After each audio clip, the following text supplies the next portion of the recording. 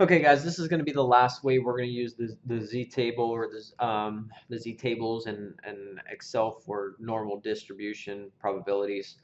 Um, so in this example, we're going to look at points in between that fall on the same side. So here we have a manufacturer produces gears for use in an engine's transmission that have a mean diameter of 10 millimeters, standard deviation of 0.03. The lengths of these diameters have a normal distribution. Find the probability that a randomly selected gear has a diameter between 9.94 and 9.96. So here's our data drawn up. Our mean is 10. The 2 points that we have want to observe are 0.994 and 9.96. So once again, the first thing we want to do either way is to find the z-scores attached to these two locations. So what we're going to do is we're going to take the z-score, find the z-score of 9.94, and in this case, both of these are going to be negative. This could also happen on the right side as well. We're going to do the same math, but so 9.94 minus 10 divided by the standard deviation, and we get a z-score of -2. And then we have our 9.96 minus 10 divided by 0.03, and we get a -1.33. So what we want to do is find the probabilities attached to those. So using the half, once again, they're all positive. We're going to use just look at them as negatives, and we have 2 and 1.33. So for the probability that's attached to 2 is 0.4772. Once again, that's from the mean to that location. So 0.4772. So from here to here is 0.4472 as you see down here. So mean to that location. So all of this is 0.4772. The attached to -1.33. So if I go to my curve of 1.33 and I get 0.4082. So I go back and I get 0.4082 is the probability from here to here. Okay, so think about what we have. We have this probability and this probability, but what we need is this area in here. So the way we're going to do that is we're going to subtract this value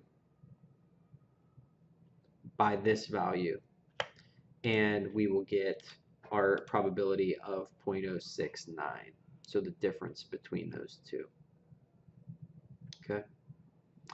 Now, using the other table, I'm going to go to my other table, which actually has the negatives, and I'm going to go to my -2, and I get 0.0228.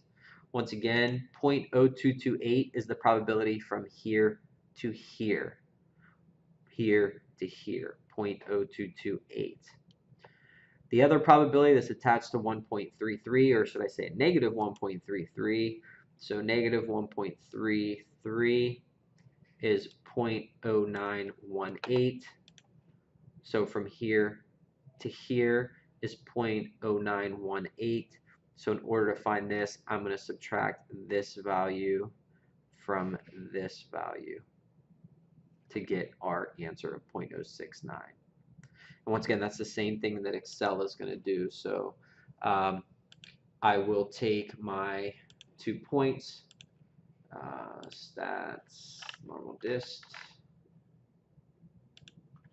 and my x values were, let's see, 0.994. So 0.994. My mean is 10. My standard deviation was 0.03. I think it was 0.03, or was it 0.003? 0.03. And cumulative, yes, or true, or 1. Let's see here. I think that's a decimal issue, so let's go to home.